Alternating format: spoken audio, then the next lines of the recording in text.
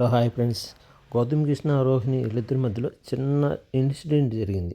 అది ఏంటంటే వీళ్ళు బోకులు తోముతా ఉండి ప్రేమ మొలకెత్తి వెంటనే తునిగిపోయింది. అంటే గౌతమ్ కృష్ణను అడుగుతుంది రోహిణి, నీకు ఎలాంటి అమ్మాయి కావాలి? నాకు ఇలాంటి అమ్మాయి వద్దు, నాకు అమ్మాయి బాగుంటే చాలని. అది ఎలాంటి అమ్మాయి?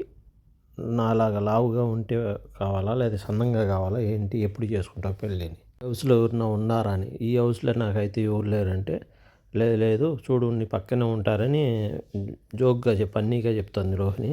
రోహిణి ఎంత ట్రై చేస్తుందో తనకు అంటే అంత ఇష్టంగా ట్రై చేస్తుంది.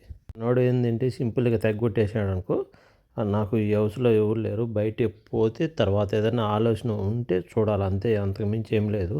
రోజు ఏం గేమ్స్ ఏం పెట్టలేదు కాబట్టి ఇట్లాంటి ఫన్నీగా చెప్పుకుంటూ ఉన్నారు వాళ్ళిద్దరూ. వీళ్ళ మాట సన్నివేశం జరుగుతా అంటే బయట నిఖిల్, పృథ్వీ, నబీలు సేమ్ నామినేషన్ గురించి మాట్లాడుకుంటూ ఏమైంటుంది, ఎందుకు వచ్చి నామినేషన్ చేశారు, ఎందుకు అయింది, ఏమైంది అని మాట్లాడుకున్నారు.